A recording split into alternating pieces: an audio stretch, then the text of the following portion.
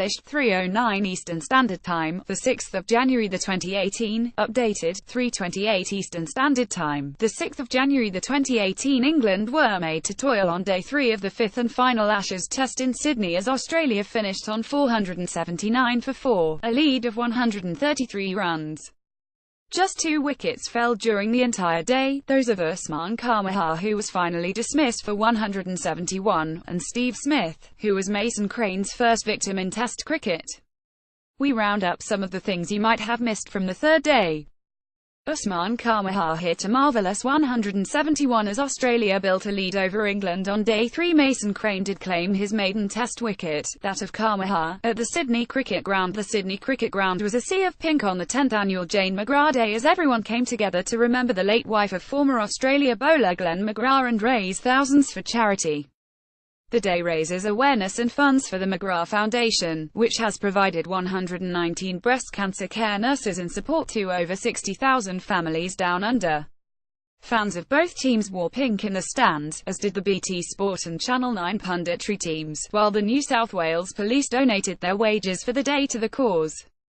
Players from both England and Australia handed pink caps to McGrath on the outfield prior to the start of play, and one of the stands was renamed the Jane McGrath Stand for the day. The foundation had the aim of raising $1.3 million, £750,000, this year, and this day will have gone a long way towards realising that ambition. A pink banner featuring the face of Jane McGrath on the field at the Sydney Cricket Ground. These dapper gentlemen entered fully into the spirit of the occasion by wearing pink suits. These two ladies came to the cricket wearing pink sombreros on Jane McGrath Day. Australia captain Steve Smith presents Glenn McGrath with a pink cap before the start. The McGrath family pose for a photograph on the 10th annual Jane McGrath Day. The ladies' pavilion at the SCG was renamed the Jane McGrath Stand for the day in tribute. The BT Sport punditry team wore pink blazers to mark Jane McGrath Day in Sydney. There are some weird and downright wacky mascots in sport, but how about this? Ernie the Ern was walking about at the Sydney Cricket Ground greeting fans, inspired, of course, by the tiny trophy at stake in this series. But with temperatures in Sydney soaring towards 40 C, you really have to pity the poor person inside the sweltering costume.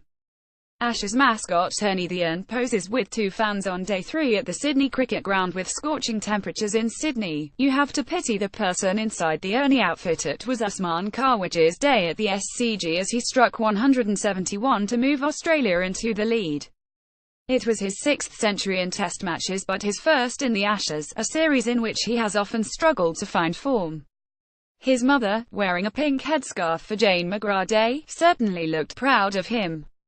Usman Khawaja acknowledges the crowd after reaching his first Ashes Test century. Khawaja's mum, wearing a pink headscarf for Jane McGrath Day, watches the action. Mason Crane did claim his first Test wicket on day 3, that of Usman Khawaja, but he might have got his man earlier. Crane struck Khawaja on the pads with Australia 277 for 3. It was given not out, but Joe Root decided to review it.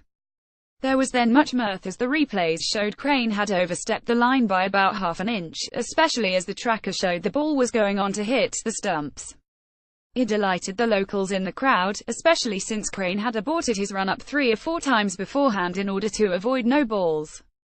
Crane became the 4th England bowler since the last Ashes Down Under to miss out on a maiden Test wicket because of an overstep. Ben Stokes began the regrettable trend at Adelaide in 2013, and since then Mark Wood and most recently Tom Curran have also transgressed.